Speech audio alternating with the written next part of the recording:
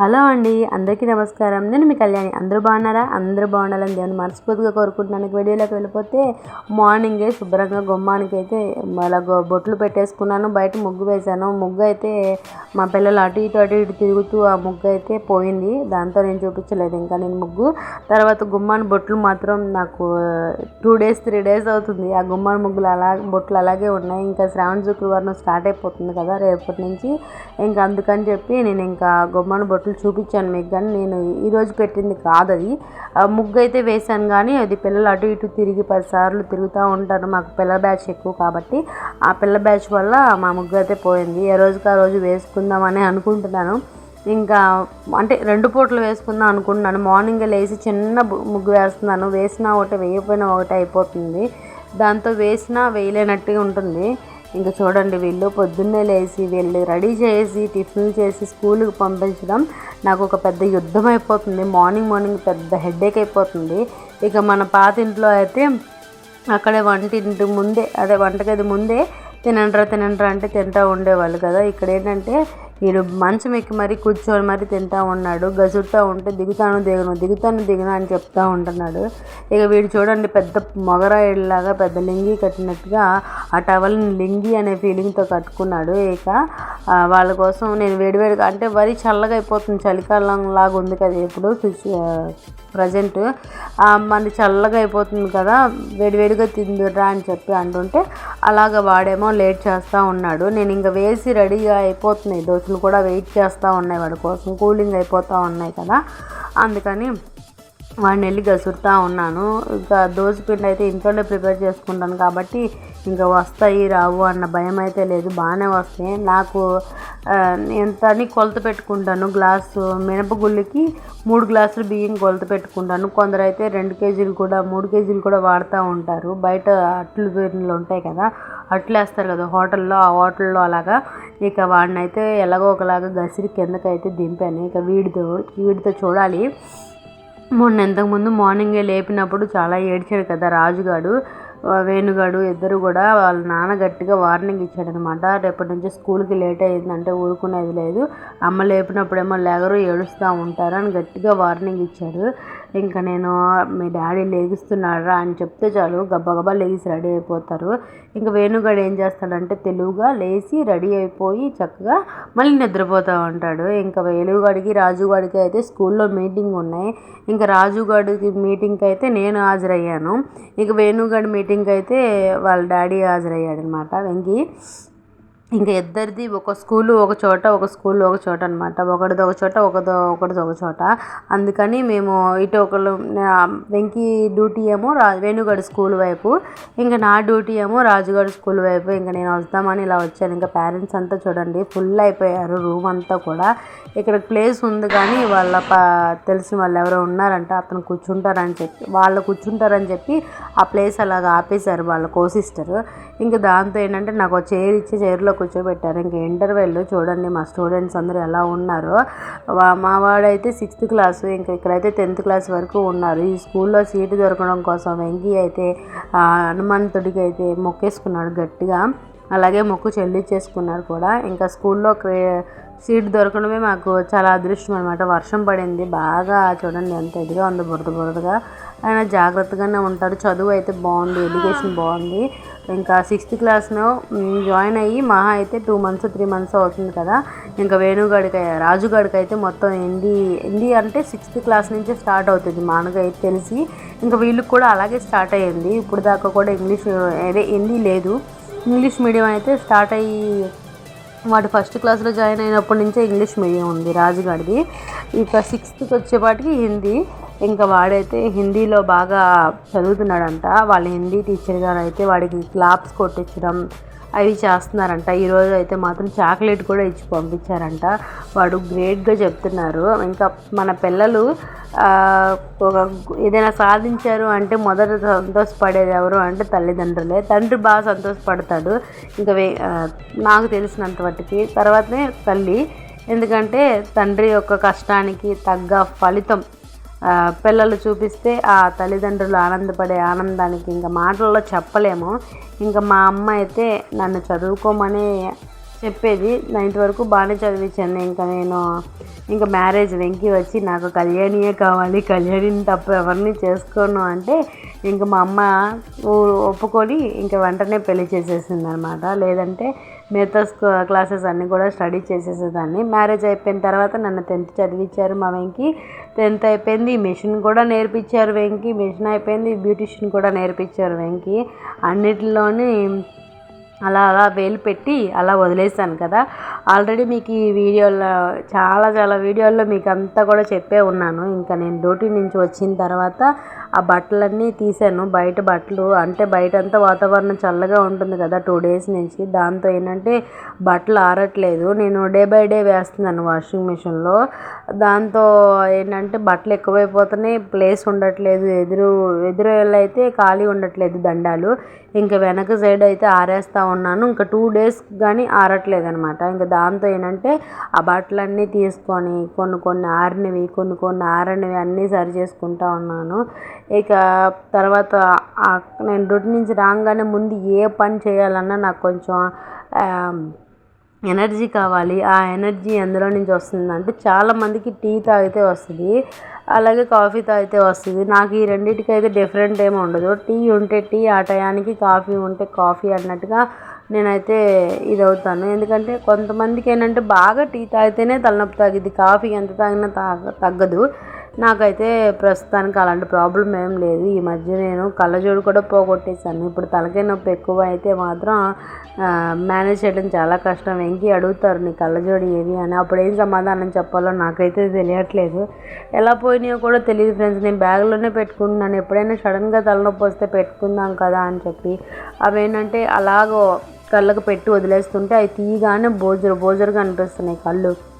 అమ్మో, అప్పటి నుంచే నాకు ఎందుకు ఈ బాధ అంటే హెడేక్ వస్తే మాత్రమే పెట్టుకుంటే ఎమ్మటే తగ్గిపోతుంది. హెడేక్ రాకుండా ఉన్నప్పుడు కూడా పెట్టుకుంటే ఏమవుతుందంటే అదే సైడ్ ఎఫెక్ట్స్ వచ్చినట్టుగా బోజరుగా అనిపిస్తుంది. కళ్ళజోడు తీసిన తర్వాత కళ్ళు కాసేపు మెదిపి చాలాసేపు తిప్పలు పడితే కానీ క్లారిటీగా కనిపించట్లేదు. ఇంకా దాంతో అలా బాధపడాల్సి వచ్చింది. మొన్నే వేయించుకున్నాను. కళ్ళజోడులు వేయించుకొని కూడా ఒక 6 months 7 months అవుతుంది. ఇంకా వెంకీ తెలిస్తే ఏమంటాడో అని భయం. ఏమీ అనడు, కాకపోతే అంత జాగ్రత్త లేదా నీకు అని ఒక చిన్న డైలాగులు, సెంటిమెంట్ డైలాగులు వేసేసి వదిలేస్తారు. దాని గురించి నేనైతే తలకాయ పిక్కుంటూ ఉంటాను. ఇంక ఏం చెప్పాలో తెలీదు. నేనైతే కావాలని అయితే పోగొట్టలేదు, ఎందుకంటే అది నాకు అవసరమైన వస్తువు. అంత నిర్లక్ష్యంగా కూడా లేను. మరి అది ఎలా మిస్ అయిందో నాకైతే తెలీదు. నేనైతే అది బాక్స్లో పెట్టుకొని నా బ్యాగ్లో పెట్టుకున్నాను. బాక్స్ ఉంది కానీ స్పెట్స్ లేవు. నేను ఎక్కడో తీసి కళ్ళకు పెట్టుకొని ఎక్కడో వదిలేసానేమో అని నా డౌటు. ఇంకా పాతింటికి వెళ్ళాను లాస్ట్ టైం, అక్కడ ఏమైనా తీసానేమో అని ఇంకొంచెం డౌటు. అయితే లాస్ట్ టైం మనీ ప్లాంట్ తెచ్చుకున్నాను, నా పక్కన ఉంది చూడండి.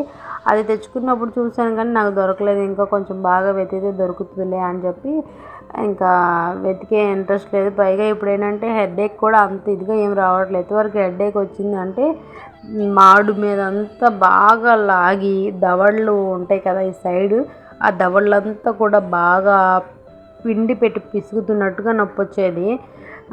ఇప్పుడు ఏంటంటే మనకి గుండు కదా, గుండు వల్ల సగం సేఫ్టీ అయ్యాను. ఇంకా మార్నింగ్ లేవగానే కొంచెం మాడు మీద నూనె వేసి ఎలా రుద్దుకుంటే ఇంకా ఈవినింగ్ దాకా అది పోదు. అంటే ఎక్కువ ఎయిర్ లేదు కాబట్టి ఈవినింగ్ దాకా పోదు. కానీ చెమట ఏంటంటే ఆ గుండు మీద నుంచి కూడా మనం ఏడిస్తే ఎలా పడతాయో డ్రాప్స్ అలా పడుతూ ఉంటాయి అన్నమాట, కళ్ళలో నుంచి డ్రాప్స్. ఇకైతే నేను ఇక్కడ కాఫీ కలుపుకొని కాఫీ తాగుతూ ఉన్నాను. పిల్లలేమో ఏదో ఒకటి ఇసుకిస్తూ ఉన్నారు. ఎవరో అంటే మా చిన్నవాడే ఎక్కువగా విసిగిచ్చేది. వాడు ఏదో అడిగాడు, ఇంకా నా దగ్గర లేదురా అది ఇది అని చెప్తా ఉంటే వాడొచ్చి నేను చూసుకుంటా మమ్మీ అది అని చెప్పి చూసుకుంటున్నాడు. ఇంకా అది ఫైనల్గా దేని గురించి అనేది మ్యాటరు వాడి బయటకు వస్తే కానీ తెలియదు. ఇంకా అక్కడ క్లిప్స్ ఉన్నాయి, బయట బట్టలు ఆరేసేటప్పుడు క్లిప్పులు పెడతాం కదా, ఆ క్లిప్స్ గోడ మీద ఆరేసినప్పుడు పెడతాం మనం, ప్లక్కర్ లాంటి క్లిప్స్. ఆ క్లిప్స్ అయితే దగ్గరగా 10-12 ఉండాలి. అయితే అవి లేవు, 2-3 ఉన్నాయి నాకు. మిగతావన్నీ ఏమైనా కింద ఏమైనా పడిపోయినాయారా అంటున్నాను. మా బాడీ 6 pack బాడీని అయితే అవాయిడ్ చేయండి. వాడికి ఏంటంటే జుబ్బా వేసుకుంటే గాలి ఆడట్లేదంట. ఇంట్లో గాలి ఇంట్లోనే ఉంటుంది, పాపం వేడిగా ఉంటుంది. వాళ్ళకి టేబుల్ ఫ్యాన్ ఉంది కానీ ఎక్కువ గాలి తగలట్లేదు. ఇప్పుడే కదా కొత్తగా వచ్చాను ఇంట్లోకి. నిదానంగా మిగతాయన్నీ తీసుకుందాంలే అని అంటారు వెంకీ. నేను ఆల్రెడీ తీసుకోమని చెప్పాను, తీసుకుంటాను, నువ్వు నాకు చెప్పొద్దు, ఆల్రెడీ నిదానంగా ఒక్కొక్కటి తీసుకుంటావు, ఇప్పుడే కొంచెం ఖర్చులు పెరుగుతూ ఉన్నాయి కళ్యాణి, నువ్వు అన్నిసార్లు అడగద్దు అని వెంకీ నాకు నైస్గా గుర్తుండిపోయేలాగా చెప్పారు. అందుకని ఏం కావాలన్నా కూడా ఇంకా అడగదలుచుకోలేదు. ఎందుకంటే వెంకీ అన్నీ చూస్తున్నారు, ఏం అవసరమో ఏం అవసరం లేదో అన్నీ ఆయనకి తెలుస్తున్నాయి అనమాట. ఇంకా అందుకని నేను ఇంకేం అడగట్లేదు కూడా. తర్వాత వచ్చేసి ఈ బట్టలు మెషిన్ ఎక్కాను. ఏంటంటే డైలీ మెషిన్ కుడతా ఉంటే మెషిన్ బాగుంటుంది. నేను అప్పుడప్పుడు అమావాస్యకి పున్నానికి కూడా పెట్టలేండి. ఈ అమావాస్య చూసానంటే మళ్ళీ నెక్స్ట్ మంత్ అమావాస్య దాకా మెషిన్ పట్టుకునే ప్రసక్తే లేదు. ఎందుకంటే మెయిన్ ఇంట్రెస్ట్ ఉండదు, పైగా డ్యూటీ నుంచి వచ్చేపాటికి ఓపిక అనేది ఉండదన్నమాట. ఇప్పుడేం మెట్లు తక్కువే, కాకపోతే 2-3 సార్లు దిగుతున్నాను. ఆ కొండ మెట్లు లెక్క వస్తుంది. మార్నింగ్ వాటర్కి వెళ్తాను డే బై డే, అది కూడా ఒకరోజు చెత్త పడేయడానికి వెళ్తాను, ఇంకో రోజు ఏంటంటే ఏమైనా అచ్చాలు తీసుకోవడానికి వెళ్తాను. ఇలాగ మెషిన్ కుట్టేసుకున్నాను ఇంకా నాకు కావాల్సినవన్నీ. తర్వాత మా ఎదురింటి ఆశ, రాణి ముగ్గురం కలిపి ఇలా బయటకు వచ్చాము. షాపింగ్ ఇలాంటివి ఏమి కాదులేండి, జస్ట్ కొన్ని అచ్చాలు కావాలి, అవి తీసుకోవడానికి అలా ముగ్గురం వచ్చాము. ఇంకా చిన్నప్పుడైతే ఈ నీడను చూసి నడుస్తూ ఉంటే మా అమ్మ ఏమో నీడను చూసి నడవద్దు పొట్టిగా అయిపోతావు అంటూ ఉండేది. ఏమంటూ ఉండేదో తెలియదు కానీ ఎలా చెప్పిందో, ఏ అనుభవంతో చెప్పిందో నాకు తెలియదు కానీ అలా నీడను చూసి నడిచి నేను నిజంగా పొట్టు అయిపోయానేమో అనిపిస్తూ ఉంటుంది. మా అమ్మ చెప్పినప్పుడు అప్పుడు ఉంటే బాగుండేది, నీడని అస్సలు చూడకుండా నడిచుంటే బాగుండేది అనిపించింది. ఇక తర్వాత అయితే ఇలా బెండకాయ పచ్చడి చేసుకున్నాను. ఈ బెండకాయ పచ్చడిలో నేను ఎక్కువగా ఏం ఇంగ్రీడియంట్స్ వేయను ఫ్రెండ్స్. బెండకాయలు ఎన్నున్నా సరే పెద్ద సైజు టమాటా ఒకటి, పెద్ద సైజు ఉల్లిపాయ ఒకటి, స్పూన్ జీలకర్ర, ఒక వెల్లుల్లిపాయ పెద్ద సైజుది ఒకటి, చింతపండు కొంచెం, పచ్చిమిర్చి ఒక 6, 7, 8 అలా వేసుకుంటాను కారానికి తగ్గట్ట. అందులో వేసి కొన్ని వాటర్ వేసి మెయిన్గా పచ్చడి అనేపాటికి కల్లుప్పు వేసుకుంటే సూపర్ అంటే సూపర్గా ఉంటుంది. ఇంకా అదే వేయించిన తపాలలోనే అయితే నేను తాలింపు వేడి చేసుకున్నాను. తాలింపు కూడా చాలా మెయిన్, ఎందుకంటే మరీ మాడిపోకూడదు, అలాగని మాడకంట కూడా ఉండకూడదు. ఇలా మీకు కనిపిస్తుంది కదా ఆ థిక్ బ్రౌన్, ఆ బ్రౌన్ కలర్లో ఉండాలి ఎండుమిర్చి, అప్పుడు పచ్చడి మంచి టేస్ట్ వస్తుంది.